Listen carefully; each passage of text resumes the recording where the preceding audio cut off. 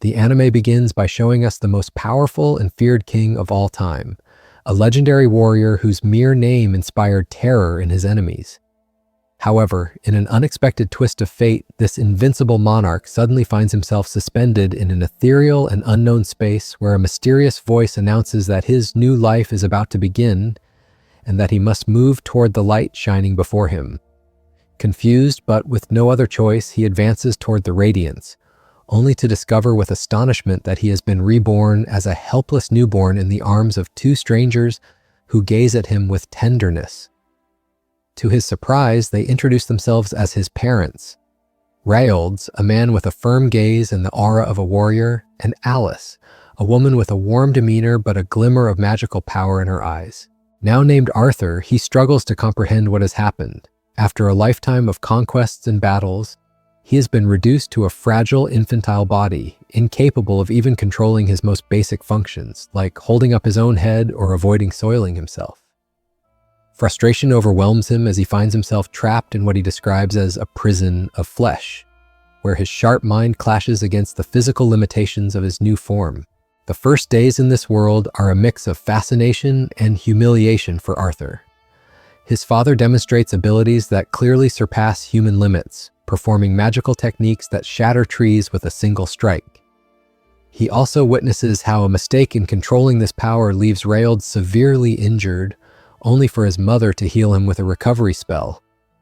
This contrast between brute strength and refined magic deeply intrigues him. Little by little, Arthur realizes he has arrived in a world where magic is not only real, but the very foundation of society. However, he also notes with concern that weapons are common among the population, leading him to conclude that he must regain his power as soon as possible if he hopes to survive in this new environment. Despite everything, there are aspects of his new life that he unexpectedly enjoys, such as the ability to sleep deeply without fear of being assassinated, a luxury he never had in his previous existence as a monarch, always on guard. As the months pass, Arthur masters crawling, though he still feels a strange resistance every time he hears his new name. Taking advantage of his parents' trust, he begins exploring in secret, particularly his mother's room, where he discovers a small library containing books on history and magic. It is here that he obtains vital information about the continent of Dicathen, the place where he has been reborn. This land is divided into three main kingdoms: the kingdom of Deret, an underground nation inhabited by unknown races; the kingdom of Sapin, where he currently lives, ruled by humans and the most populous of the three; the kingdom of Eleanor, home to the elves, beings of grace and superior magical power. Arthur analyzes every detail, comparing this world to his previous one, and concludes that although Sapin is a monarchy like many he knew, the throne is inherited peacefully, without the constant succession wars he was accustomed to. However, what fascinates him most is the central role of magic in society, which explains the apparent technological lag compared to his original world. The books also reveal the fundamentals of mana, the energy that fuels magic in this world. Arthur learns there are two main types of users: conjurers, who project and shape mana to cast spells; augmenters, who use it to enhance their physical abilities to superhuman levels. His mother, with her healing abilities, seems to be an exception to this rule. Most people discover their ability to manipulate mana during puberty, when they manage to concentrate the dispersed energy in their bodies to form a stable core. But Arthur, remembering his knowledge of ki and internal energy warriors in his world cultivated, decides not to wait. He begins experimenting in secret, attempting to sense and control the flow of mana within his tiny body. However, during one of these sessions, his mother catches him, his face red with effort. Mistaking his concentration for another accident, she humiliates him by assuming he has soiled himself again. The shame he feels is profound, but it also motivates him to be more careful in his future practices. As the years pass, Arthur remains a peculiar child, serious, analytical, and rarely smiling, yet absorbing all the knowledge he can. His impatient father tries to prematurely initiate him into swordsmanship, only to be immediately scolded by Alice, who proves to be the true authority in the household. This family dynamic makes Arthur reflect on the power structures in this world, wondering if societies here are more matriarchal than those he knew. During a trip to the city, Arthur has his first direct contact with this world society and is amazed by the level of development in magical weapons and objects, though he still considers them primitive compared to his memories. What impresses him most is seeing street magicians performing minor spells, confirming that magic is an everyday part of life here. Back home, as his mother changes him yet again, Arthur reflects on how fortunate he is, despite everything, to have a family that cares for him, something he never had in his past life as an orphan raised in battle. The next day, while watching his father train with superhuman intensity, proving himself to be a high-level augmenter, Arthur feels he can't waste any more time. That same night, taking advantage of his parents' distraction, he practices forming his monocore with greater determination than ever. Concentrating every fragment of dispersed energy in his body, he finally completes the process. But the energy release is so violent that it triggers an explosion, destroying part of the house. Terrified, his parents rush to him, instinctively shielding him from the debris. When the dust settles, they look at Arthur with a mix of disbelief and pride.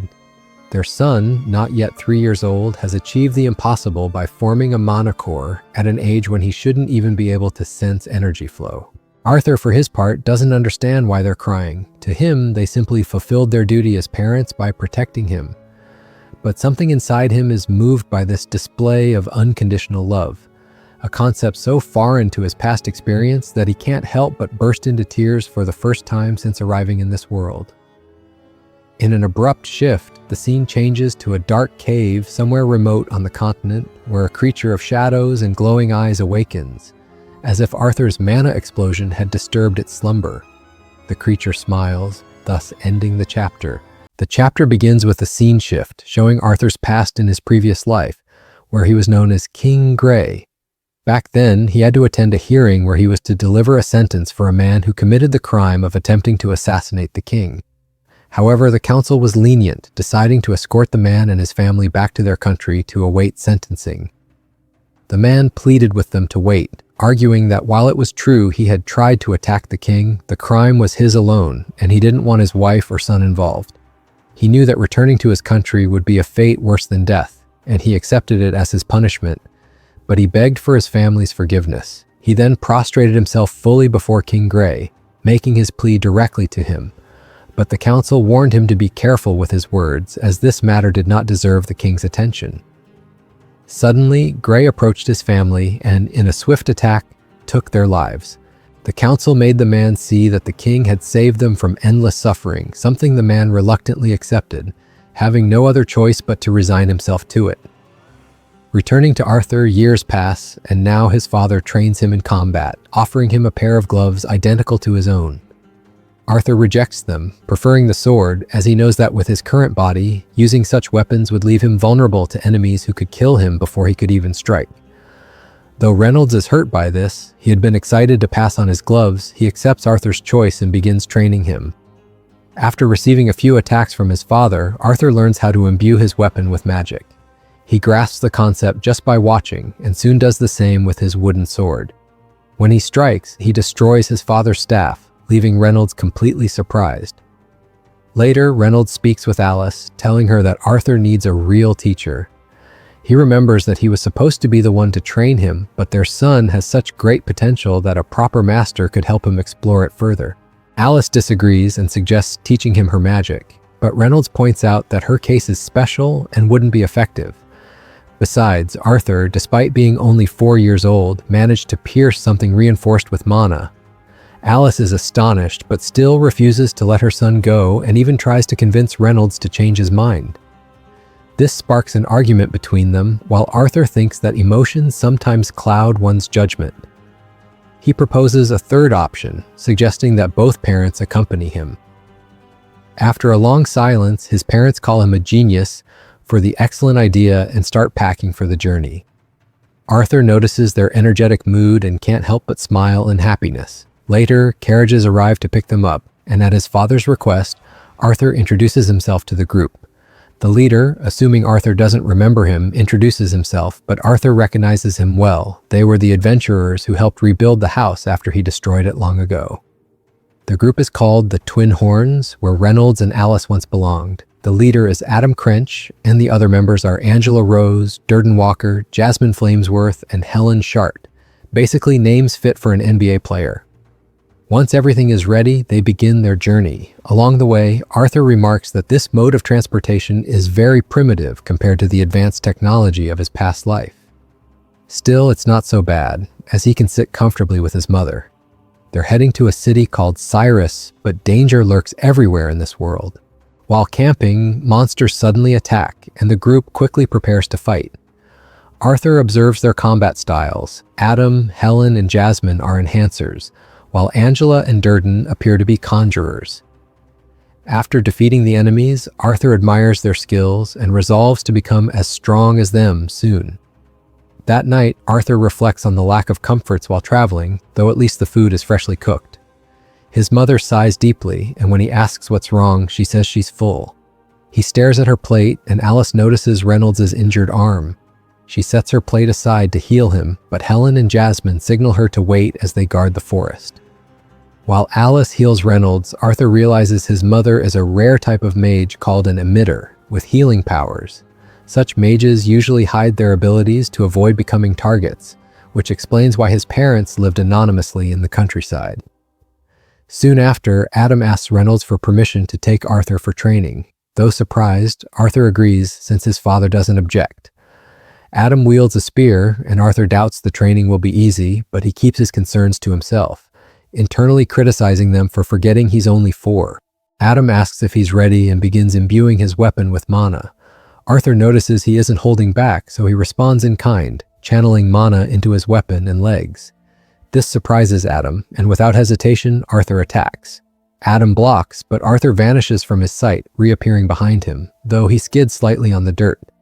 He manages to block Adam's follow-up strikes, but a powerful blow sends him flying, his lightweight body unable to withstand it. Angela uses wind magic to cushion his fall, much to Alice's relief, who feared her chocolate bonbon, Arthur, would be crushed.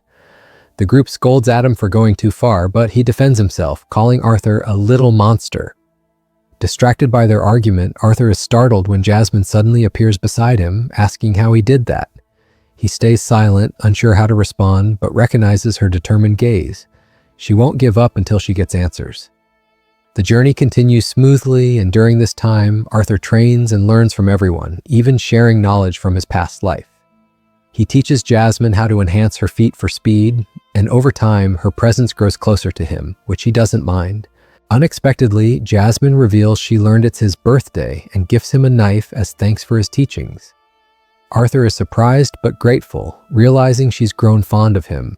The girls are shocked, as Jasmine rarely bonds with anyone, but Alice proudly claims it's because her son is charming. As they prepare to leave, Arthur notices his mother's discomfort and asks what's wrong. She brushes it off, but her words leave him uneasy. While traveling through the mountains, bandits ambush them, using arrows to pin them down while surrounding them. Angela repels the projectiles with her magic, but the situation is dire. The bandit leader demands they surrender the woman, Alice, and the child, Arthur, threatening harm if they resist. Despite the danger, Alice reassures Arthur, promising to stay by his side. The group fights back. Durden restrains attackers from above, Reynolds engages in close combat, Helen snipes with her bow, and Adam and Jasmine defend the carriages. Arthur worries about their numerical disadvantage, and as the battle drags on, exhaustion sets in. The bandit leader slams Reynolds into a carriage, severely injuring him. Alice and Arthur are forced to flee, but Reynolds urges Arthur to protect his mother, revealing she's pregnant. Shocked, Arthur finally understands her recent behavior. Arthur vows to protect her and escapes with Alice. The bandits pursue, but Reynolds lands a crushing punch on their leader, buying time. Adam and Jasmine throw weapons to clear a path, urging Arthur not to stop. As he runs, Arthur reflects on his past sins, killing a family, and wonders if this is karma. A conjurer bandit attacks with wind magic. Arthur pushes Alice to safety, but is struck and falls off a cliff. Mid-air, he throws his dagger, dragging the bandit down with him. Angela and Durden try to save him with magic, but Arthur feels an odd fulfillment, finally understanding the emotions of the man he once condemned. He thinks of his unborn sibling and sheds tears, regretting he won't be an older brother. The scene shifts. Arthur wakes in an unknown forest, face to face with a giant, imposing monster who greets him by name, leaving him stunned. The chapter ends. Now we see Arthur waking up in a cave where in front of him stands that creature. Terrified, he chooses to attack. However, the creature sends him flying with just a finger. Then, in a woman's voice, it tells little Arthur that he still has much to learn. Arthur gets up and heads toward some fruits in the area, knowing he must be hungry. The creature seems deeply concerned for his well-being, though Arthur remains wary. As he stands, he only ends up hurting himself more. The giant creature warns him not to move, as he's lucky to have survived at all. Despite this, Arthur tries to ask more questions, but the creature refuses to answer until he eats something. So Arthur starts devouring all the fruits he was given. Once finished, he asks if his parents are okay. The creature replies that while it can't leave this place, it can see and reach far more than most. It then shows Arthur that his family is still alive, which brings him to tears with relief. He tries to thank the creature but realizes he doesn't know its name. It introduces itself as Sylvia. After a long period of time living with Sylvia, Arthur's wounds heal, and he wants to return home as soon as possible. However, Sylvia explains that they're on the edge of the Elseer forest, a place full of outlaws and wild animals. Still, she has a way to bypass it by creating a rift in space, though it requires extensive preparation. During this time, Arthur trains with a stick he found, which pleases Sylvia, as children should stay active. Arthur reflects that Sylvia never speaks about herself and admits he's screamed in fear more than once. Yet, despite her appearance, she's warm and kind. Later, he begins meditating, astonishing Sylvia when she notices he already has a mana core at his age. She asks if he can demonstrate his magic, showing him how she gathers mana. Arthur confirms he understands, comparing it to refueling mid-flight, though he hadn't known it was possible. Sylvia explains that humans have many preconceptions about mana, seeing it only as a tool to accumulate and use, but for creatures like mana beasts, it's as natural as breathing. She offers to teach him, asking what he'll do with this knowledge, warning that gaining such power will make him even stronger. Arthur, remembering the bandits who hurt his family, angrily declares he'd kill those who threaten what's important to him. Sylvia strikes him with a finger, calling this the wrong answer. She refuses to teach someone with such rage in his eyes. Confused, Arthur argues that everyone kills their enemies. It's how he became the most powerful king in his past life. Sylvia, displeased, reminds him she could tear him apart easily, but chooses gentleness instead. She asks which he prefers, and Arthur, reluctantly, chooses kindness. Sylvia agrees, explaining that rage and hatred burn quickly, leaving only more violence behind. She'd rather he not waste the life she saved on vengeance. When she asks again what he'll do with his power, Arthur now answers, protect his loved ones. Satisfied, Sylvia resumes teaching. Meanwhile, a creature similar to Sylvia appears, taunting her that she can't hide from him. In a flashback, Arthur recalls his past life as a figurehead king, a mere tool for war. Returning to the present, he trains under Sylvia's guidance, finally expanding his magical abilities. But suddenly, Sylvia strikes him away, warning him to stay quiet. The enemy has arrived. The creature demands Sylvia come with him, but she refuses. He attacks with dark magic, weakening her, though she reassures Arthur. The creature threatens to shorten her already limited lifespan, but Sylvia sheds her armor, revealing her true form, a white dragon. A fierce battle ensues. Knowing the cost, Sylvia fights anyway, declaring she was happy with Arthur and wishes it could have lasted longer. The enemy bombards her with dark energy, destroying the cave. To protect Arthur, Sylvia uses her power to stop time, opening a portal. She apologizes that the exit isn't closer, but assures him he has what he needs to survive. One last time, she asks what he'll use his power for. To protect my loved ones, he repeats, sealing it as a promise. Sylvia gives him 2 objects, an egg and a feather, and marks his arms, saying he'll understand their purpose in time. She admits she could have sent him home immediately, but enjoyed their time together too much. Frustrated at his inability to save her, Arthur breaks down.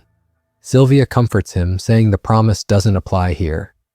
Tears streaming, he tells her it doesn't matter if she's a dragon or a monster. She's family. When he asks her to be his grandmother, her joy is palpable. As she pushes him through the portal, Arthur begs her to come, but it closes behind him. Sylvia cancels her time stop, taking the full force of the attack. In a final act, she unleashes a massive explosion. Elsewhere, 2 figures by the sea discuss the future. Arthur hears Sylvia's voice one last time.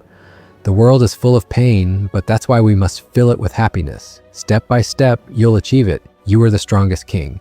Don't let hatred consume you. Let light bathe your new life, King Gray.